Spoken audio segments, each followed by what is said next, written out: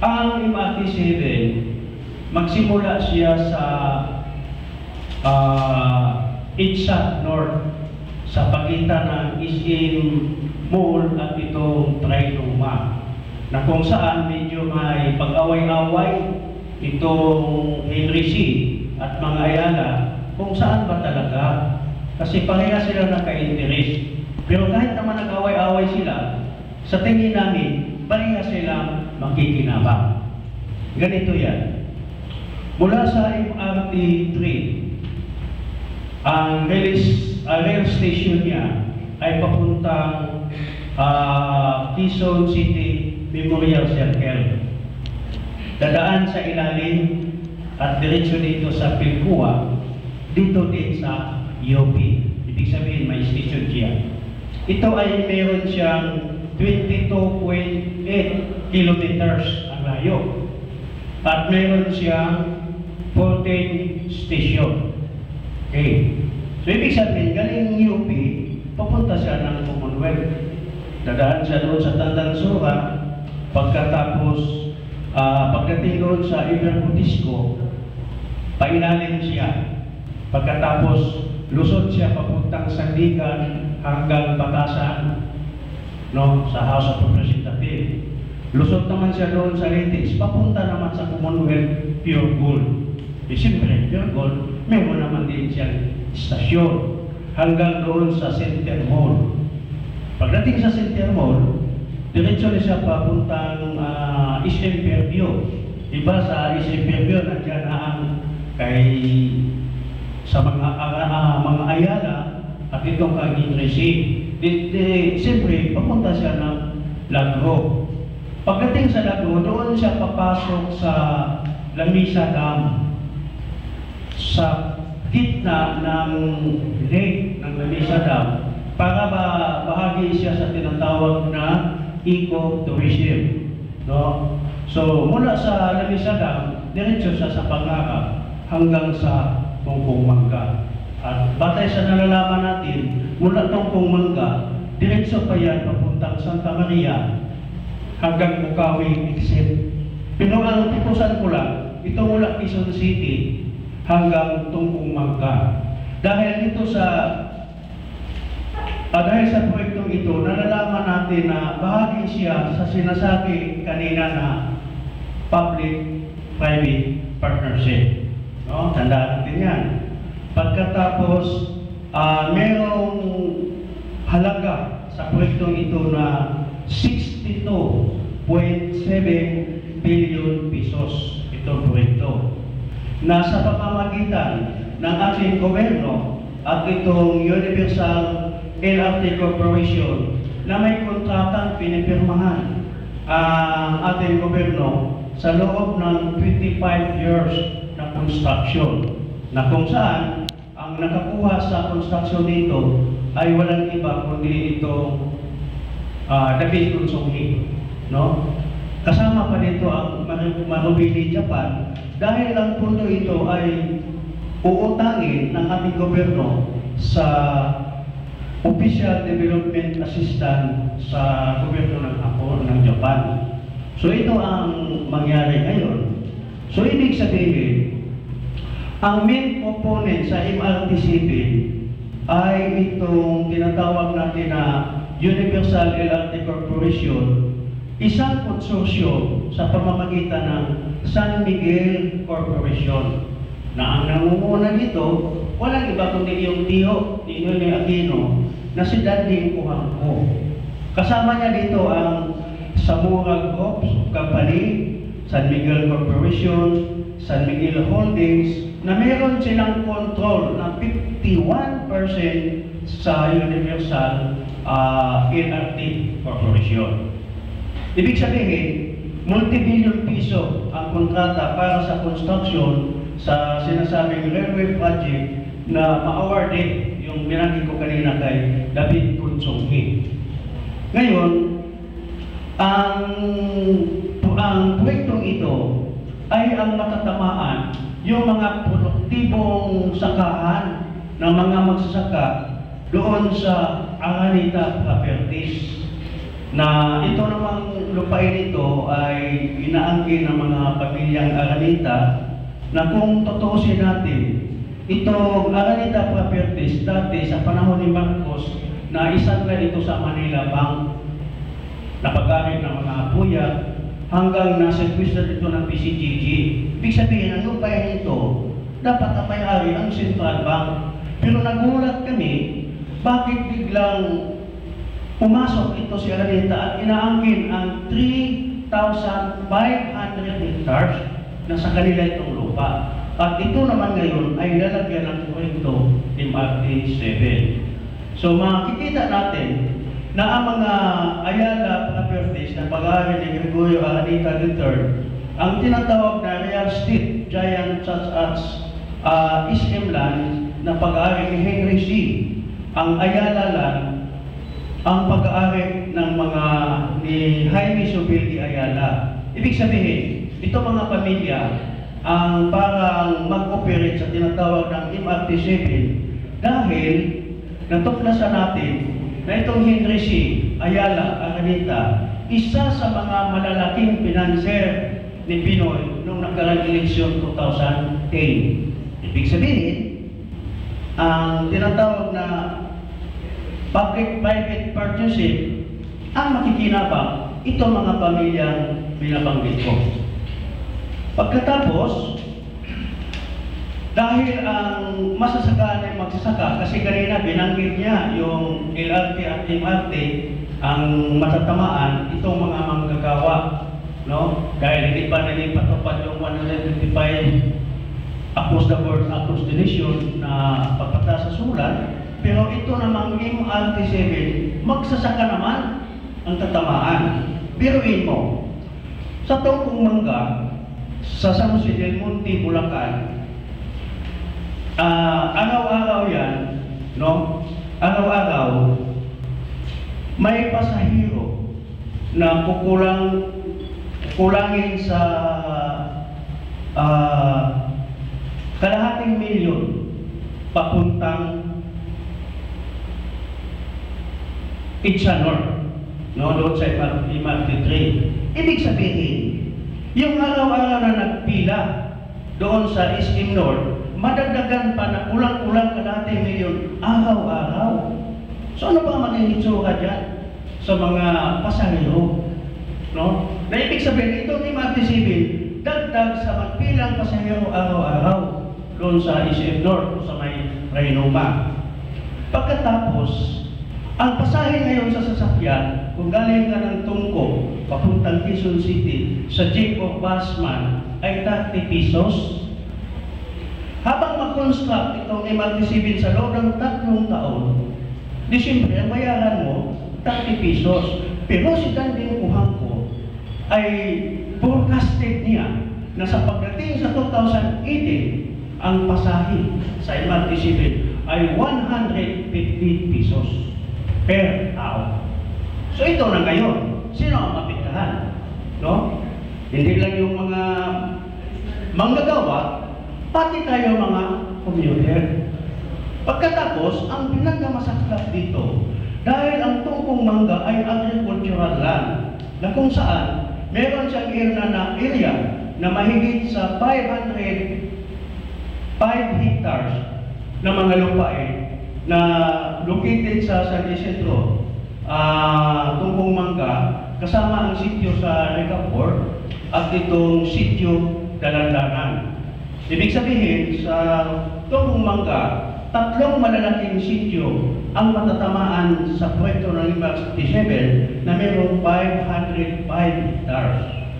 Ang mga lupang ito ay okupado, binubungkal ng mga magsasaka na tinataniman ng mga palay, mais, gulay, saging at iba pa. At itong 3 malalaking sityo, mga organisado, may mga samahan na affiliated sa Kilusang Magbubukid ng Pilipinas. Ang kanilang organisasyon, itong Sandigang Samahang Magsasaka sa Sasamag, sa Puhok, San Isidro. Pangalawa, itong Sasamag, meron siyang 311 hectares na lupain. Pangalawa, itong sa Tungkong Mangga, Timupay, meron siyang 84 plus hectare. Ang lupain ito ay may mga kluwa. Contested pa ito sa DAHAP dahil nagsampa ng kaso ang mga magsasaka laban sa mga aranita.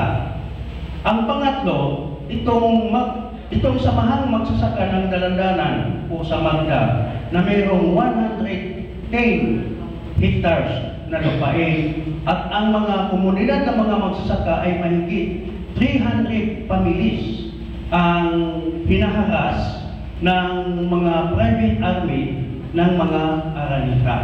Dahil gustong i-claim sa mga aranita yung 3,500 hectares, yung mga lupain na mga bulubudukin, mga rolling, pero para mapatuloy yung mga plano ng mga aranita, pinalayas yung mga magsasaka. Kahit naman ang mga magsasaka dito sa Tumpong Mangga, meron ng kluwa, pero ang deklarasyon sa Department of Justice, exempted sila dahil hindi agriculturalan. Hindi daw agriculturalan dahil walang mga taong nakapuyo dahil yung mga bahay ay pinalayas ng mga aranita doon na sa kabila. Pero maraming pananim. Bakit hindi mo sabihin agriculturalan? Maraming saging, may mga gulay at iba pang pananim ng mga magsasaka. Pero ang desisyon ng DOJ, hindi siya agriculturalan. At ito ang pinagpatayan ng Department of Health Reform. So, ibig sabihin, hanggang patuloy ang harassment sa tatlong sityo, may isang malaking problema sa Timopay dahil mahigit 200 na mga estudyante na naapektado dahil yung building na magkaroon ng expansion itong kanilang paaralan ay hindi papasukin ang building materials na aprobado ng DepEd doon sa Timopay. Dahil itong mga Guardia ni Aranita at itong kanyang mga private goals na mga ex-Philippine Marine ay mahigpit, no, na binabantayan yung gate, lalo na kung may mga bagong mukha o mga dayuhan o mga estudyante na gustong pumunta sa lugar para mag-PMI. So yon ang isa sa inireklamo natin noong Apitsa 20, nagkaroon tayo ng dialogue sa DILG, no, para ipaabot ang ganitong problema at pinatawag ng DILG ang LGUs, ang security agency, ang mga pulis. Ang nangyari, hindi humarap itong mayor na si Mayor San Pedro doon sa San Jose del Monte, Bulacan, pero nandun ang kanyang assistant secretary plus full force ang lahat niyang mga city councilor.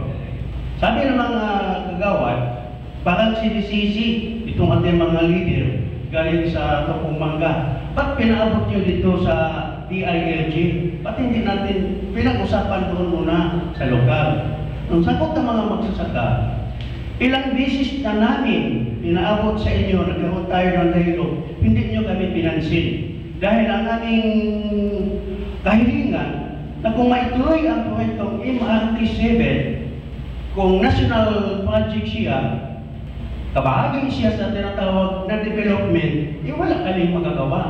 Pero ang kahilingan namin bilang LGU, dapat tumayo kayo na sa loob ng 3,500 hectares, kilalanin saan ang agricultural land para maiwasan yung dislokasyon ng mga magsasaka.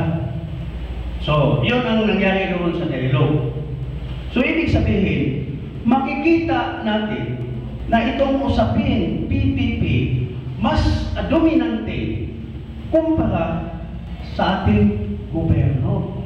Tingnan mo, Henry C., Aranita, Subil, Dagding ko, mas kayang diktahan ang ating presidente sa kanilang kagustuhan, lalo na sa nagarang eleksyon, sila ang mga financier. Ano na ngayon ang mga magsasaka? Itong mga commuter. Kung mag-umpisa nitong MRT-7 mula itong Umanga hanggang North Edsa, itong mga operator ng bus at mga jeepney, hindi na sila pwede magbiyahe dito sa Commonwealth. Dahil doon sa intermodal na itatayo sa Tumpong Mangga, meron ilaan na 200 hectares hectares para sa mga bus terminal. So, ibig sabihin, Sulo, itong mula Fairview, Comonwealth hanggang Quezon City, ang kalsada, bukod sa MRT7, Sulo sa mga pribado na ikotse. Wala nang public utility vehicle. So ito ang nakikita nating problema, na ang sinasabing MRT7 ay bahagi sa kaunlaran ng ating lipunan. Subalit, ang makikinabang, hindi ang sambayanan Pilipino. Kaya po, kami sa Kilusang Magbubuki ng Pilipinas, mahigpit namin tinutulan at linabanan. Kaya, itong mga activities ninyo ay bahagi sa aming pagpapaliwanag sa kampanyang ito dahil gusto namin talagang pigilan sa punto de vista na hindi naman tayo ang makikinabang at sa halip dyan, yung pagpalayas ng mga magsasaka. Biruin mo, sa 100% kikitain ng MRT7, 80% doon pupunta kayo ng lingwang ko. 20% lang ang papasok sa ating internal revenue. Ito ba ang tinatawag public-private partnership na mas superior at dominante ang mga pribadong tao? Kaya ito malinaw na kung sinasabi nila ito ay kaunlaran, totoo yan. Kaunlaran. At sinasabi nila, mayroong pag-alago sa ating tinatawag na domestic national product. Totoo yan, sabi nila 7%. Ang tanong, itong 7% na paglago sa GNP, ilang porsyento nagkikinabang?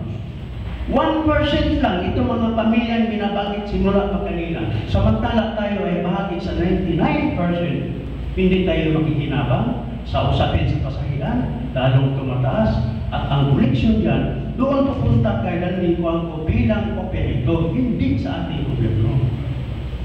Kaya sa tingin ko, tatanungin ko kayo, masama ba ang posisyon ng Kilusang Magbubuki ng Pilipinas na hadlangan nitong MRT7?